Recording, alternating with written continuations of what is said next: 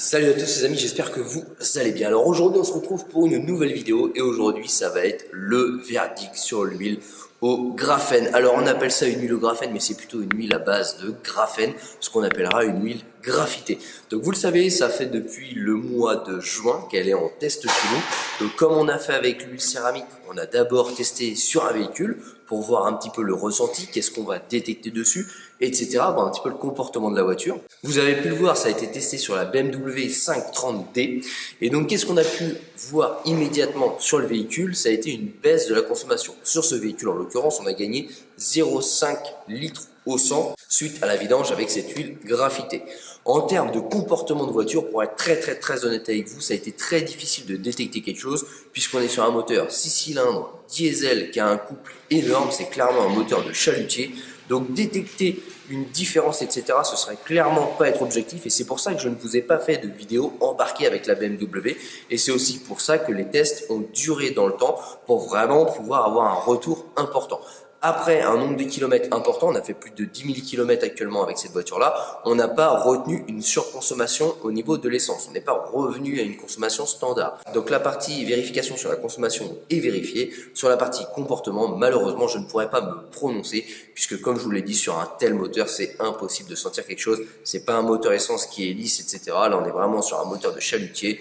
Pour ceux qui connaissent, le 3 litres turbo diesel de chez BMW, c'est un monstre de fiabilité, mais aussi c'est un truc, ça envoie un peu de steak. Donc là les amis, pour avoir le verdict tout simplement sur cette huile-là, eh ben on va la passer au frictiomètre et lui, il ne ment pas. Pour rappel, on a élaboré une procédure qui est la même pour toutes les huiles, pour tous les additifs, pour tout. Donc c'est réglé, c'est calibré, c'est le même test, il n'y a pas de triche, il n'y a rien du tout. Je rappelle les conditions. On a du papier de verre 120 pour remettre la surface à nu à chaque passage. Je dis bien à chaque passage et pas uniquement à chaque changement de produit. Donc on remet la surface à nu. On a des billes neuves qui se trouvent ici. Donc c'est des billes neuves qu'on vient placer à chaque produit. Pour le coup, on garde la même bille pour le même produit. On mesure la bille avant et après. Bon, les billes sont calibrées. Elles font 13,45 sauf erreur de ma part. Et on vient mesurer le delta d'usure. On monte l'huile dans ce bac-là à une température de 80 degrés avec le thermomètre pour avoir une température du liquide en fonctionnement sur un moteur, donc pour vraiment être sur les mêmes conditions. Et ensuite, on réalise deux tests. Un test qui va pouvoir être similaire au serrage d'un moteur, ce que moi je vais appeler le test de blocage. Donc je mets mon huile à 80 degrés, je mets ma bille et je viens compter le nombre de galets que je vais pouvoir mettre, donc de poids sur l'axe, avant que ça bloque. Une fois que ça bloque, on prendra en considération le nombre de galets. Plus il y a de galets, plus l'huile est efficace. Et on mesurera également l'usure lors du serrage sur la bille. Et également, moins il y a d'usure, plus l'huile est efficace. Donc ça, c'est pour le test entre guillemets de serrage que moi je nomme le test de blocage. Ensuite, on va faire le test d'usure qui lui est plutôt représentatif de l'usure qu'on va avoir dans un moteur. Donc moins de friction, moins de pression, mais plutôt une usure linéaire. Donc pour ça, c'est pareil, je monte l'huile à 80 degrés, je renettoie mes surfaces, etc.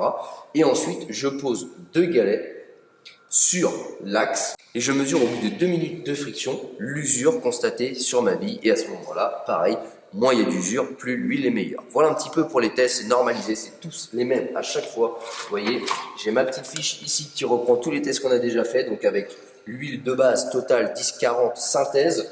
On a l'huile blanche et les résultats. Là, on va faire place aux résultats pour l'huile graphitée. Et on a le VRX et le P18. Sur cette feuille-là, seuls les résultats des produits qu'on a validés sont présents. Tous les autres qui ont des résultats décevants ne sont pas là. Mais ça permet aussi de pouvoir comparer au fur et à mesure un petit peu les produits qu'on a validés et leurs résultats. Donc là, il y a additif blocage, additif plus huile, donc au dosage recommandé par le constructeur. Et ensuite, on a l'additif usure et l'additif plus huile pour l'usure. Donc pour les additifs, je sépare bien en mettant l'additif pur et l'additif avec de l'huile au bon dosage. Donc je fais beaucoup plus de tests sur une huile, on rajoute rien, donc on fait les tests uniquement avec de l'huile, donc c'est plus simple. Les amis, c'est parti, on va attaquer ce test et verdict en fin de vidéo. Si oui ou non vous allez pouvoir retrouver l'huile au graphite sur la boutique www.metalgarage.fr, notre boutique officielle, et elle se nomme GPR. Donc c'est VRX pour l'huile blanche et GPR pour l'huile graphitée chez Xenon. Les amis, c'est parti. Bon les amis, là on va tout simplement préparer la machine. Donc là je démarre, je viens avec mon papier 120 resurfacer la surface. Alors pourquoi je dis papier 120? parce que vous verrez, j'ai toujours du papier sans vent. Si vous n'utilisez pas le même grain, ça faussera tout simplement toutes les valeurs qu'on a fait précédemment sur tous les additifs. Donc c'est aussi simple que ça, on prend le grain 120 et on prépare la surface. Si vous prenez un grain 80, donc vous allez faire des rayures beaucoup plus grosses sur la surface, donc vous n'allez pas avoir la même surface. Si vous prenez à l'inverse un grain 3000, vous allez lisser la surface, donc vous allez réduire la friction, donc vous allez moins user votre bille. Donc c'est pour ça qu'il faut garder absolument le même grain pour tout simplement avoir la même usure, la même surface et avoir des tests totalement objectifs. Voilà, une fois que c'est propre, on dégraisse. Voilà. Et maintenant on va préparer l'huile. Bon, maintenant on va prendre tout simplement une bille neuve que je vais au préalable dégraisser. Je suis obligé de faire tout ça, sinon on va dire que je suis en train de tricher. Comme ça, voilà, ce qu'ils vont me dire, ouais mais t'as mis avant un produit dessus, machin. Voilà, je vous détaille tout. Hop, donc la bille neuve que vous pouvez constater, pas de surface d'usure ni rien du tout. Je vais la mesurer au préalable, bon elles sont calibrées, elles font tous la même taille. Hop, mon petit pied à coulisses qui va nous servir tout au long de la vidéo. Elles font 13,45. Donc elles sont tous calibrées à 13,45, c'est des billes en acier. Ici je vais venir mettre mon huile. Et ensuite on va la monter à 80 degrés grâce au thermomètre et au chalumeau. Donc là on est vraiment sur une huile, vous avez vu, qui est très noire, qui a un petit peu des reflets brillants dedans, je vous laisse un petit peu observer. Donc là c'est vraiment les particules de graphite dedans qui donnent vraiment des auréoles comme ça. Je vais essayer de vous mettre un petit peu de lumière dessus. Vous allez bien constater qu'elle brille l'huile, voilà, elle est bourrée de paillettes. Donc c'est un petit peu spécial, hein, et c'est même un petit peu bizarre de mettre une huile noire dans un moteur, mais ma foi, si ça fonctionne. Donc là un petit peu pour vous expliquer le fonctionnement de l'huile graphitée. L'huile céramique, pour vous schématiser, c'est des billes de céramique qui vont venir combler les parois et rouler entre eux, et c'est tout simplement ce phénomène d'hyperlubrification. Sur le graphite, c'est un procédé qui est totalement différent, puisque c'est du graphite, et le graphite, on n'est plus sur des billes, on est sur des feuilles. Imaginez des feuilles, et en fait, les feuilles n'ont pas de friction entre elles, donc le graphite n'a pas de friction entre elles. Donc en fait, on va lubrifier, on va hyper lubrifier, via feuille contre feuille. Donc en gros, des surfaces hyper lisses contre des surfaces hyper lisses. Vous prenez un jeu de cartes et vous allez voir, quand il est neuf, les cartes glissent entre elles. Et ben c'est exactement le même procédé avec le graphène. Donc on est sur deux procédés différents. L'un est blanc, l'autre est noir. Ça c'est la molécule qui fait tout simplement ça. Donc là, on vient le poser. Donc là, je vais venir monter à température de fonctionnement moteur mon huile, donc en l'occurrence 80 degrés. On n'est pas au degré près précis, hein, mais on va venir monter.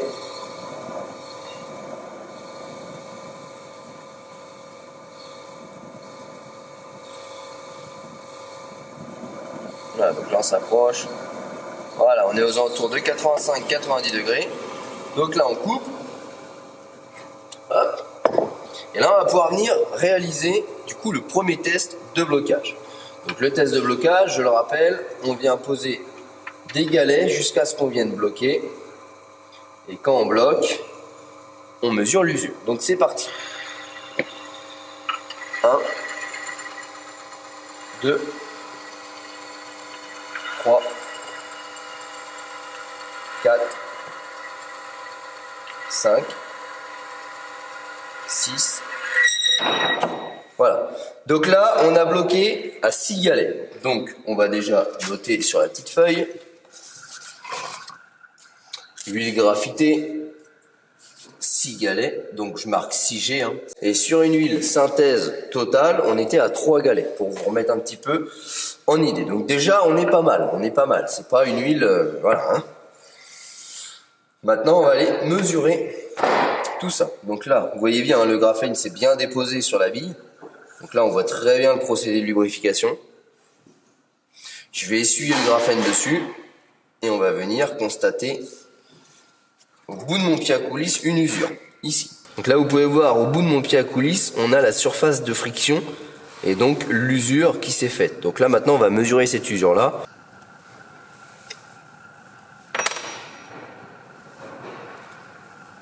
Hop, je rallume mon pied à coulisses, je le recalibre.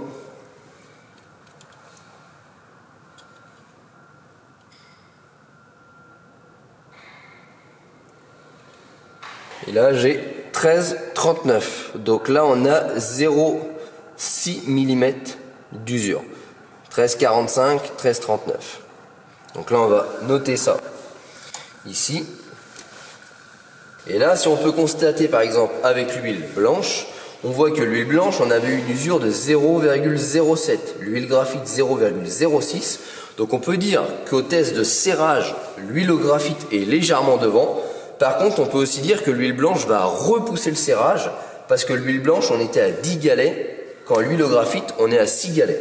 Bon, je vous remets comme base de comparaison une huile synthèse de chez Total, 3 galets de blocage et 0,16 d'usure. Donc on est plus de 2 fois supérieur en termes d'usure pour 2 fois moins de galets. Donc maintenant, on va remettre les surfaces au propre et on va procéder au test de l'usure.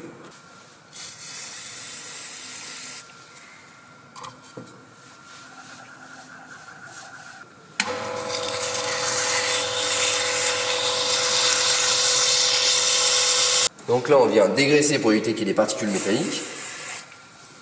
Voilà. Hop, on replace tout ça. Je prépare 2 galets, puisque mon test d'usure s'effectue avec 2 galets. Je prépare également mon thermomètre.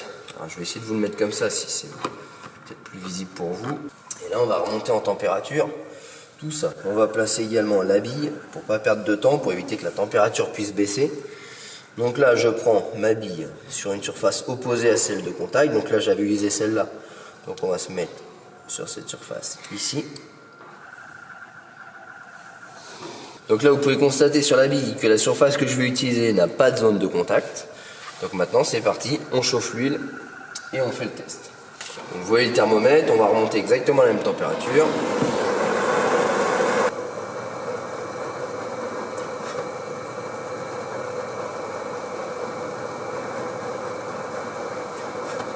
Et le nettoyant frein, c'est inflammable, hein, ça brûle bien. Donc là, 71, 72, 80. Voilà, on est à 80 degrés. Donc là, je viens prendre mon téléphone pour mettre le chronomètre. Je viens placer ma bille sur le flexomètre. Je démarre et je mets 1 et 2 galets. Et maintenant, je laisse tourner pendant 2 minutes.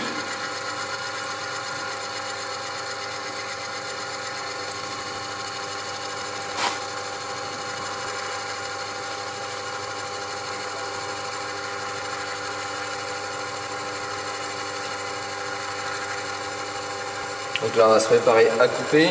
Je vais laisser 1 seconde de plus, étant donné que j'ai inversé tout à l'heure les galets, qu'il y avait un scotch qui gênait. Voilà, tac. Alors pourquoi j'ai laissé 1 seconde de plus? Que vous voyez, ici il y avait un scotch, ce qui fait que les galets s'emboîtaient mal et j'avais peur que ça glisse et que ça foire le test. Donc voilà, j'ai laissé la petite seconde. Maintenant, on défait. On constate toujours que le graphite s'est bien déposé sur la bille. Je vais venir effacer et là, voilà, là c'est bluffant. Alors là, ça va être très compliqué de vous montrer la zone de contact puisqu'elle est quasi invisible. Là, à mon avis, je pense qu'on va être sur des résultats très intéressants. Elle se trouve juste au bout de mon pied à coulisse, mais vraiment quasi invisible, quoi. Je suis pas certain que vous arrivez à le voir à la caméra. Donc moi, je vais même mettre un petit coup de feutre dessus pour le visualiser et ensuite pouvoir le mesurer. Parce que j'ai peur de me mettre à côté. Sur ma surface, mettre un petit coup de feutre, voilà, pour qu'au démontage je puisse la visualiser. Parce que là, il y a vraiment une usure qui est quasi invisible. Et du coup, c'est plutôt intéressant parce que je pense que les résultats vont être très bons. Alors, je prends ça et je recalibre. Alors, regardez. 13,43, 13,42. Donc on est parti de 13,45, 13,42, on a 0,03 mm d'usure. Donc on va le noter, 0,3. Et là, cause à effet ou pas, on est exactement sur la même usure que l'huile céramique. Donc très clairement, je peux déjà vous le dire, ça c'est une huile qui va se retrouver sur la boutique www.metalgarage.fr parce que regardez en termes de spec ce qu'elle a. On est aussi performant en termes d'usure que sur une huile blanche. On a un petit peu moins de résistance au blocage, mais une fois que ça bloque, on a quasi la même usure. Donc c'est loin d'être une huile basique. Donc les amis, les tests ont parlé, maintenant on passe à la conclusion. Bon les amis, ça y est, le test est fait, le test est achevé. Et clairement, c'est pas discutable, vous l'avez vu, c'est clairement une bonne huile. Bon, je dois vous dire qu'avant de démarrer les tests sur cette huile au graphène sur le Frictiomètre, j'étais un petit peu sceptique parce que pour ceux qui suivent la chaîne YouTube, j'avais déjà testé des additifs au graphène et qui avaient un résultat, on peut peut-être même dire, pas de résultat tout simplement. Et donc, j'avais certains a priori sur cette technique d'hyperlubrification. Et en fait, je me suis totalement trompé puisque le résultat est sans appel. Et donc, on peut clairement dire que ce qui va faire l'efficacité d'un produit, c'est son dosage. Donc, celui que j'avais testé était peut-être trop dilué. Et à l'inverse, celui de Xenom est parfaitement dosé ou surdosé, je n'en sais rien. Mais en tout cas, donne des résultats parfaits puisque là, c'est sans appel. Alors maintenant, on va parler un petit peu du tarif et de la différence avec l'huile blanche parce que vous allez être très nombreux à me dire pourquoi prendre de l'huile blanche du coup vu que c'est similaire. Alors si on reprend le papier, on va voir clairement que l'huile blanche a une meilleure résistance au serrage. On est passé de 6 galets à 10 galets pour une usure quasi similaire parce qu'on est à 0,6. On est à 0,06 pour l'huile graphitée pour 0,07 pour l'huile blanche.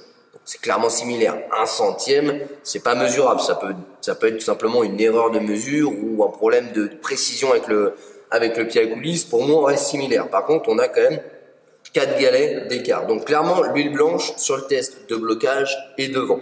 Donc ça veut dire meilleure résistance au serrage ou pression extrême. Sur le test d'usure, donc vraiment en condition normale du moteur, alors on est exactement sur la même chose, 0,03 centième d'usure sur la bille. Donc très clairement, elle est loin devant une huile standard comme on a pu le tester avec Total. En termes de prix, on est à moins de 20 € parce qu'on est à 19,90 pour le litre, alors que l'huile céramique, uniquement sur notre site parce qu'on fait un gros effort sur le prix, on est à 29,90, sinon vous la retrouvez à pas loin de 50 € le litre. Donc chez nous, metalgarage.fr, la différence de prix entre l'huile graphitée et l'huile blanche, c'est 10 €. Donc c'est un tiers plus cher pour l'huile blanche. Ce qu'il faut savoir également sur l'huile blanche, c'est qu'on est sur une huile 100% ester. Donc l'ester, pour ceux qui ne connaissent pas, c'est le nec plus ultra de l'huile synthétique pour les moteurs. Donc on est quand même sur une qualité de base d'huile meilleure, ce qui entraînera une durabilité de l'huile plus longue et donc une meilleure lubrification dans la durée. On parle bien d'intervalle de durée. Ici, on est sur une huile 100% synthétique, mais on n'est pas à base d'ester. Donc on est sur une base d'huile qui est en dessous de l'huile blanche. Donc l'huile blanche sera toujours au-dessus, que ce soit en termes de blocage ou en termes de qualité d'huile. Mais ça, franchement, et sincèrement je le dis, on est sur une superbe huile, pour moi, à un prix quand même raisonnable. C'est-à-dire que demain, j'ai une M4, j'ai une Porsche, j'ai une Maserati, une Ferrari, etc. Je peux sans aucun problème mettre ça. Après, c'est vrai que ça fait un petit peu bizarre de voir de l'huile noire, mais ici, on n'est pas là pour juger la couleur de l'huile, on est ici pour juger la qualité de l'huile. Et vous l'avez vu, ça ment pas, on a un procédé qui est le même, que ce soit pour les additifs, pour les huiles, etc.